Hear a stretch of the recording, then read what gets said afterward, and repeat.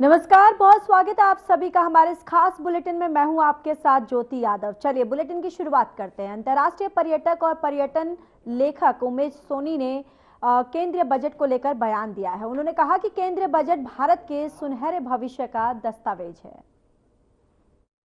आर्थिक सर्वेक्षण प्रस्तुत हुआ जिसमें देश के विकास की जो दर थी 6.3 से 6.5 तक की एक व्यक्त किया गया है। और आज बजट भी पेश किया गया। बजट में क्या खास आपको लगा जो उसे घोषणा की गई है और उसका बाजार पे और व्यक्ति पर कितना असर पड़ेगा?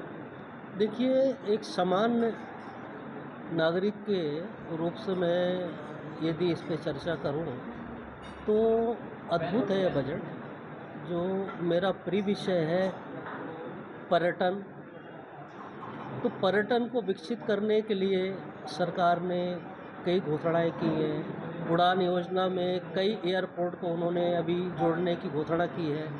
पहले 88 एयरपोर्ट को जोड़े थे जो मेरी सूचना है, और अभी 120 एयरपोर्ट को उन्होंने उड़ान योजना की के तहत उन्होंने घोषणा की है। उड़ान योजना मतलब छोटे छोटे नगरों को एक दूसरे नगर से जोड़ रहे हैं। बहुत सस्ती सेवाएं हैं। पूर्वोत्तर में देखें आप तो 800 रुपये 900 रुपये की हवाई टिकट है। मेडिकल टूरिज्म को बढ़ावा देने की जो इनकी अपनी घोषणा, इनका जो प्रयास है वो अद्भुत है। क्योंकि भारत में इस समय उन पे उन्होंने टैक्स घटा दिया, वो भी सस्ते होंगे, कपड़े भी सस्ते होंगे। तो जो मेरा अपना मानना है कि बढ़िया बजट है सामान्य लोगों के लिए। ये क्या गणित है कि जैसे अगर इनकम टैक्स में छूट दिए और कुछ अन्य चीज़ों में छूट दी, उससे सरकार की आय बढ़ती है, ये क्या फंडा है? देखिए, मैं एक सामान्य व्यक्ति हूँ, अर्थशास्त्री हूँ नहीं, लेकिन मैं जो जान पा रहा हूँ वो ये है कि सरकार जब टैक्स में छूट देती है तो हम अभी जैसे कह रहे थे कि अभी हम रजिस्टर्ड नहीं होते थे, आईटी पे नहीं जाते थे। अब 12 लाख रुपए तक का हो गया, तो अगर हमारी आय 10 लाख रुपए है तो हम उस पर रजिस्टर्ड होंगे। तो एक तो गवर्नमेंट के पास आंकड़े बढ़ते हैं और कुछ ना कुछ जो है हम पे करेंगे। मान लीजिए हमने 12 लाख 10,000 अगर हमने कर दिया तो 10,000 पे हम जो भुगतान करेंगे वो सरकार को एक छोटी राशि तो मिल जाएगी। जो हमारे सीए हैं, जैसे हम अगर आईटीआर जो है नहीं भर पाते ऑनलाइन, तो जो टैक्स जो प्रिपेयर करते हैं, जो सीए हैं, उनको भी थोड़ा रोजगार मिलता है, तो वो टैक्स देते हैं गवर्नमेंट को। मान लीजिए कि हमने 100 रुपये 200 रुपये 500 रुपये भेज दिया, इसी प्रकार उनके जितने क्लाइंट फीस दिए उनको जो पैसा मिलेगा। जैसे गोवा में पहले ये मैं तो अभी एक तुलना किया था कि विदेश की कई देशों से अच्छी जो है हमारे यहाँ की गोवा की पर्यटन है। इसी प्रकार अंडमान की मैंने बात किया। हाँ, ये चीज़ है एक थोड़ा सा जिसको सरकार को करना चाहिए कि जो टूरिज्म से जुड़े हुए लोग हैं उनको एक एजुकेशन, उनके लिए एजुकेशन होना चाहिए। तो जो विदेश के हमारे पर्यटक आते हैं उनको उससे जो है सहूलियत हो। जैसे हम किसी देश में जाते हैं, बहुत सारे ऐसे देश हैं कि जिनकी जीविका पर्यटन पे ही है, जिनके व्यवसायिक दृष्टिकोण अपनाना चाहिए। एक्सपर्ट लोग हैं, एक्सपर्ट एजेंसियां हैं, एजेंसी से जोड़ना चाहिए। तो सरकार कर भी रही है और थोड़ा सा और प्रयास करें तो बढ़िया होगा। समग्र आपसे पूछें, हाँ, तो ये बजट क्या परिणाम देगा देश को?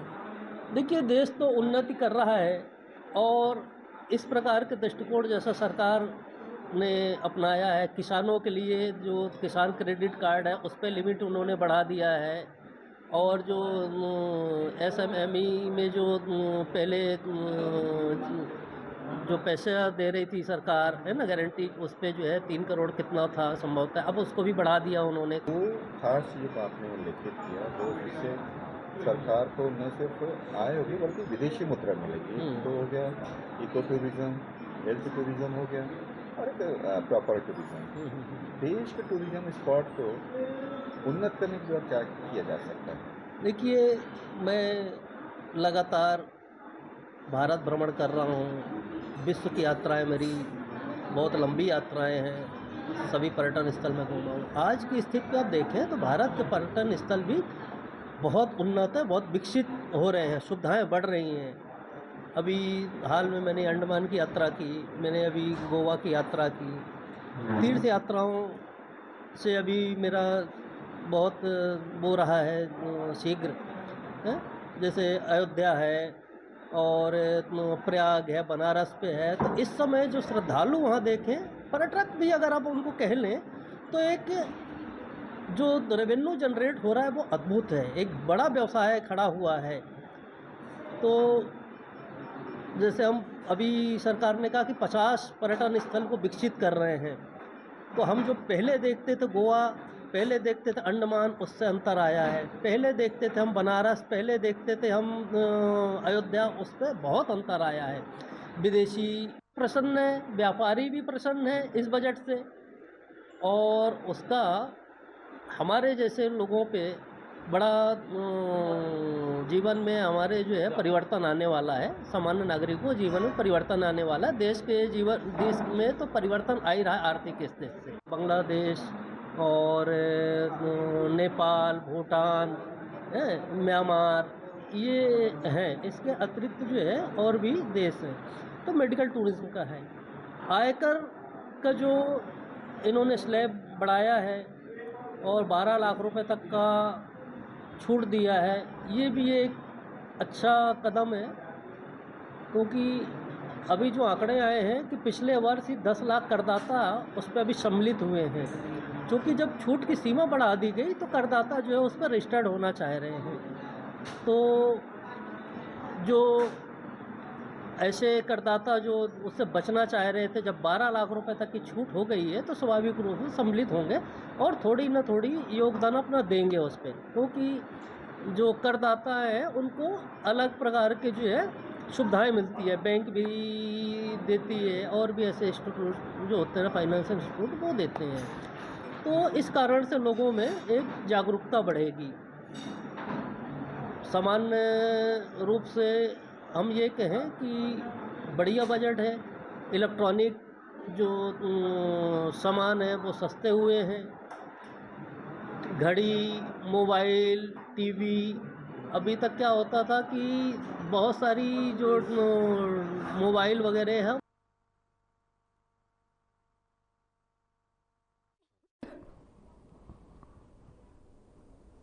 बीजापुर में आगामी त्रिस्तरीय पंचायत चुनाव में जिला पंचायत क्षेत्र बोर्जे के 2 राष्ट्रीय दलों के उम्मीदवार मैदान में हैं और जनता से पूछा गया कि उन्हें कैसा नेता चाहिए।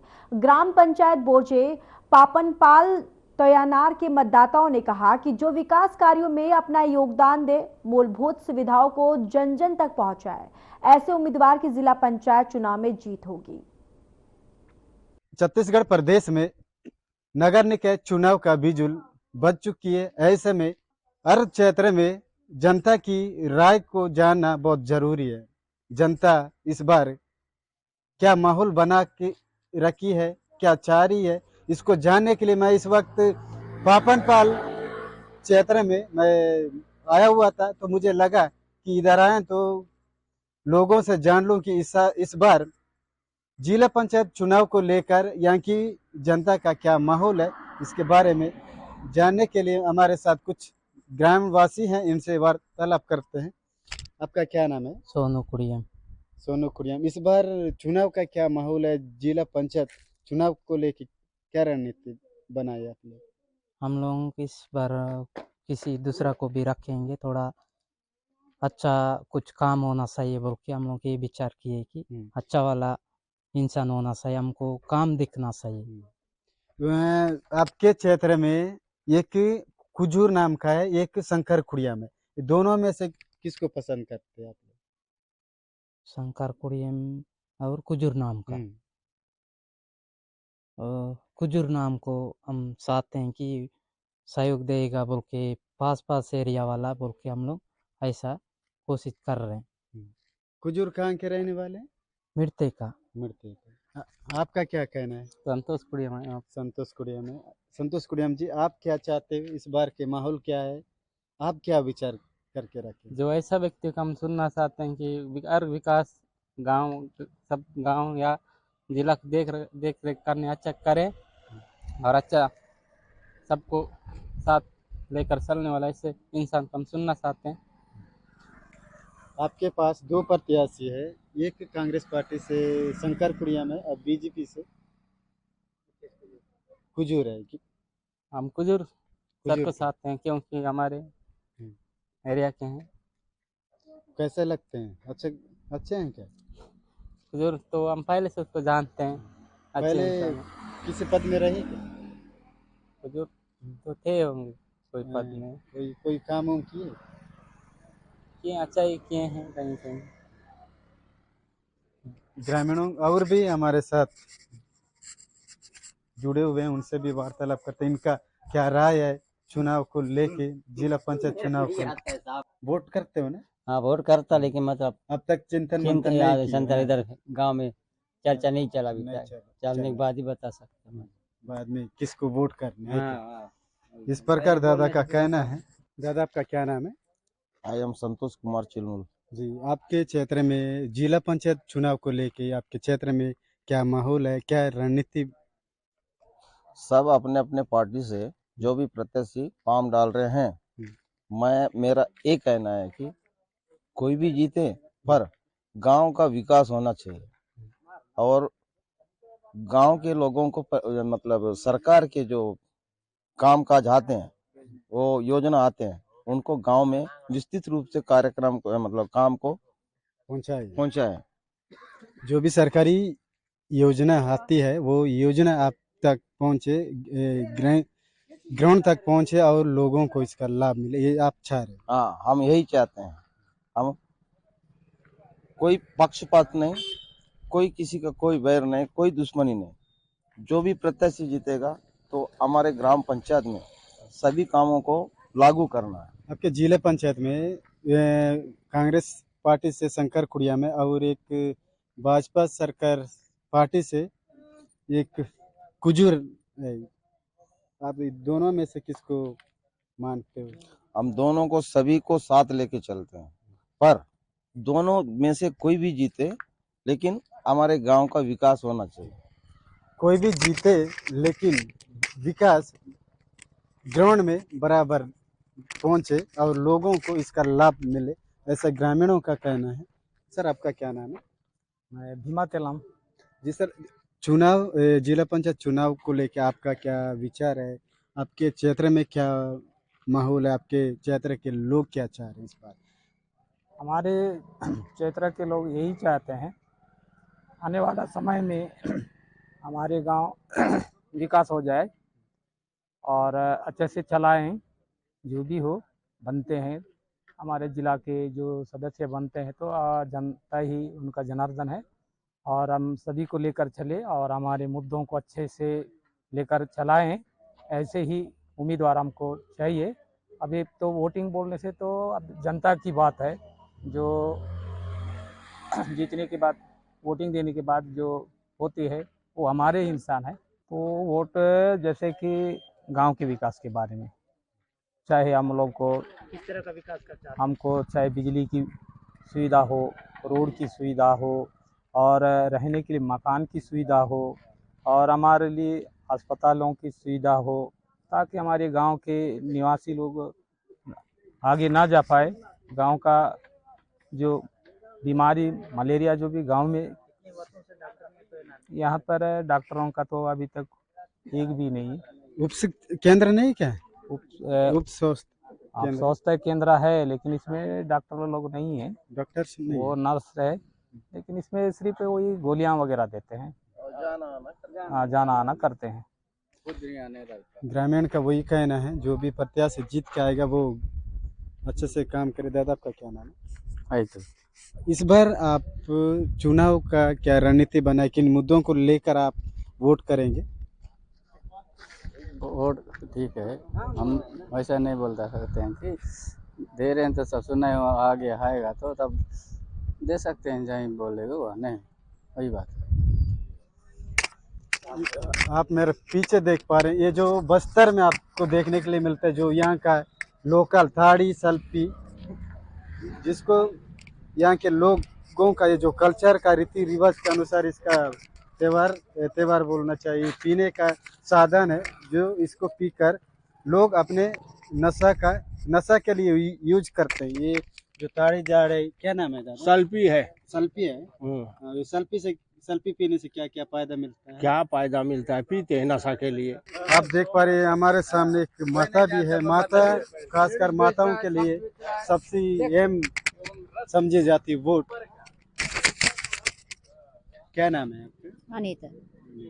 आप आज क्या लाए बेचने के लिए? सल्फी। सल्फी लाए। पैसे कितने पूरे बेचे क्या? नहीं बेचे। नहीं बेचे। तो डेली लाते हो कि कभी कभी? नहीं लाते हैं। कितने पैसा कमा लेते होंगे?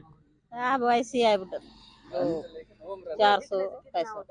400-500 पूरा। अगर ये 2 डब्बा लाए नहीं 2 डब्बा नहीं लाते हैं, आधा आधा का। इस बार आप चुनाव किन मुद्दों को लेकर आप वोट करेंगे? अब मेरे को नहीं आपको मातारी वंदना योजना के तहत पैसा मिल रहा है? मिल रहा है। मिल रहा है, महीना मिल रहा है। ये आप देख पा रहे हैं, ये जो सल्फी है ये हमारा क्या बोलते हैं, इस क्षेत्र का, बस्तर का मेन स्रोत है, जो नशा के लिए भी और पैसा कमाने के लिए भी और पेट भरने के लिए भी काम आता है, ऐसा इनका कहना है। दादा आपका क्या नाम है? मैं यालम संतोष हूँ। यालम संतोष जी, इस बार जिला पंचायत चुनाव को लेके आपका क्या रणनीति है? इस बार किससे वोट करने का विचार है? क्या पहले जो प्रत्याशी रहे उन्होंने कैसे काम किए? तो इसके बाद नए आदमी को बनाना जरूरी है। पहले जो किए वो कारण को अभी बदला देंगे, उसको सांस को अभी नया आदमी फिर कोशिश करना पड़ेगा। नया प्रत्याशी को इस बार चेंज करना चाह रहे हैं। आपका क्या नाम है? समय याला।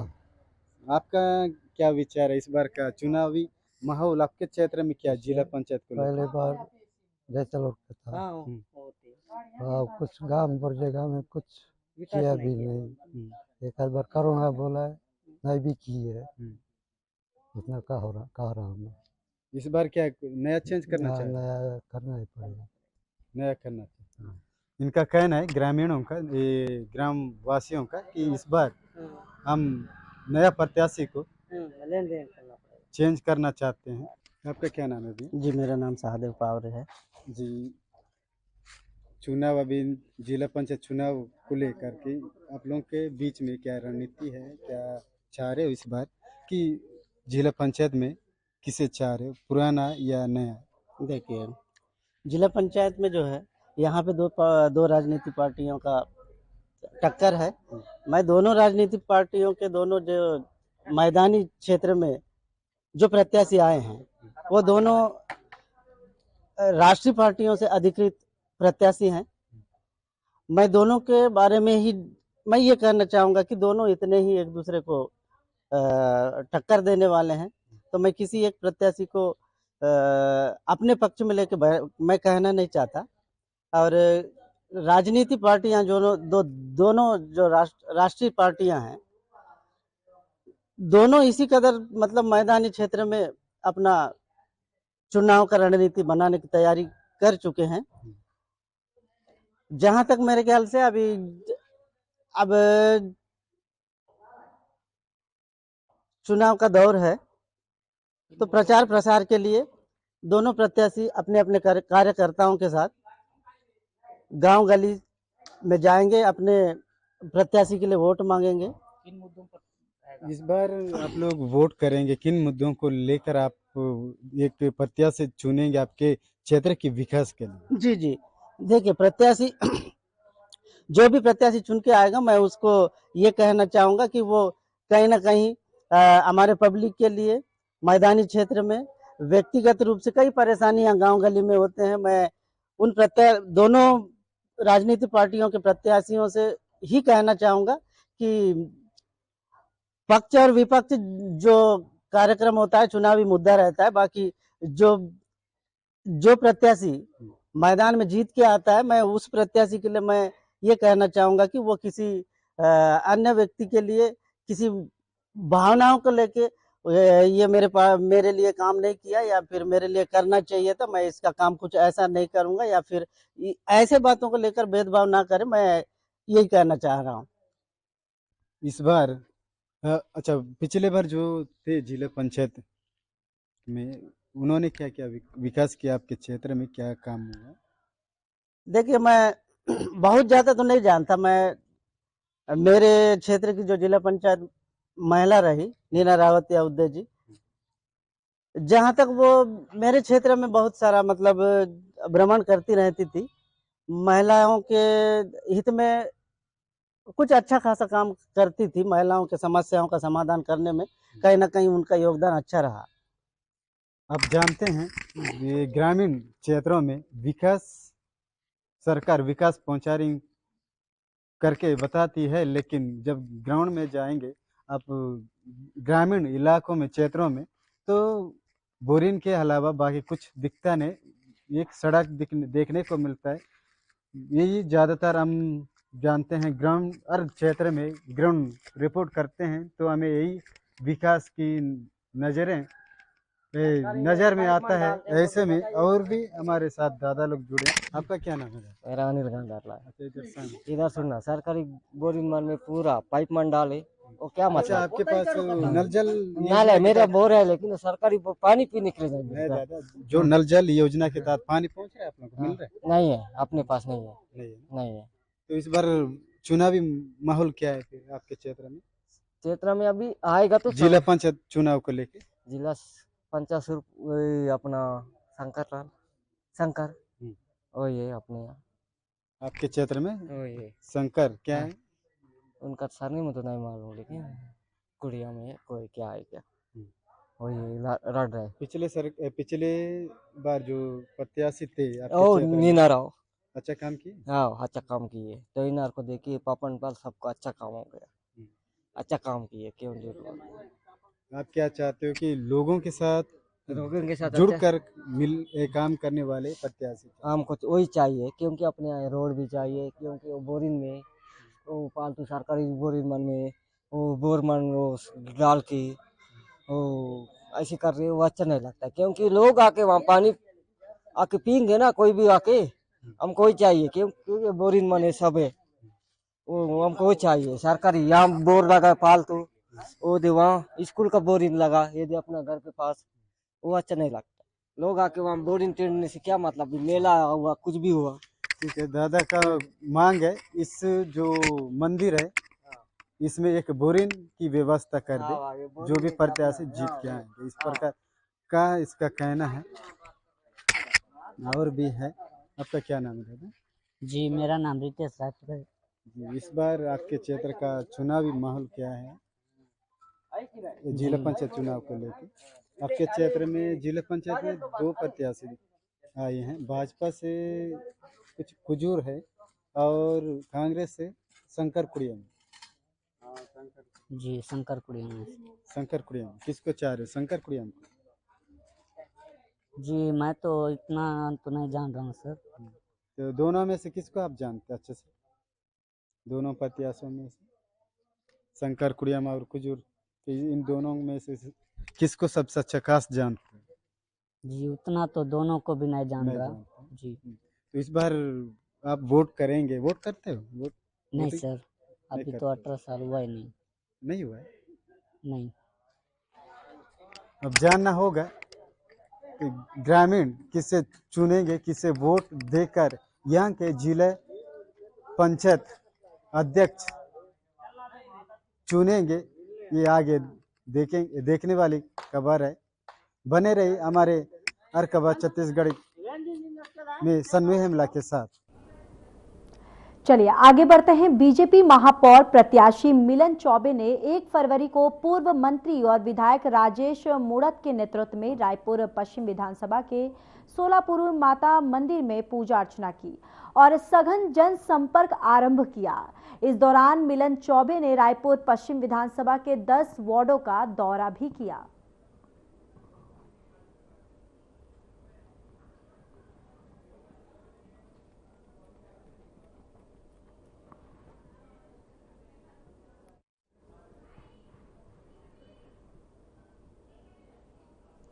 बिलासपुर में नगरीय निकाय चुनाव के लिए ईवीएम से मतदान प्रक्रिया के विषय में जिला निर्वाचन अधिकारी अवनीश शरण के निर्देश पर कार्यशाला का आयोजन किया गया। कार्यशाला में राजनीतिक दल के प्रतिनिधियों और मीडिया प्रतिनिधियों को ईवीएम से मतदान के विषय में विस्तृत जानकारी दी गई और शंकाओं का भी उप जिला निर्वाचन अधिकारी ने समाधान किया। बताते चले कि 11 फरवरी को होने वाले नगरीय निकाय चुनाव के लिए मतदान की तैयारियां जिला प्रशासन की तरफ से जोरों शोरों से की जा रही है।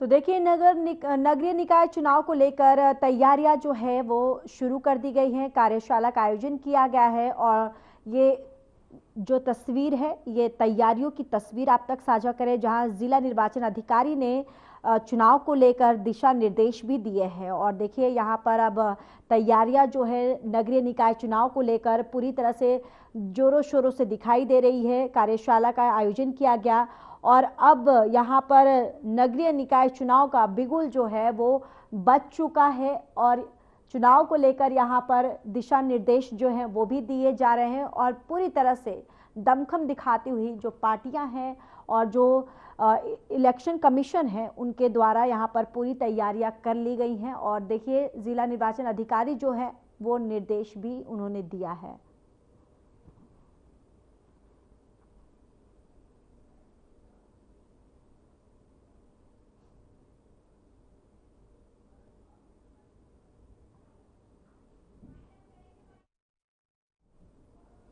फिलहाल इस बुलेटिन में इतना ही। बाकी देश और दुनिया की तमाम बड़ी खबरों के लिए जुड़े रहिए हमारे साथ। नमस्कार।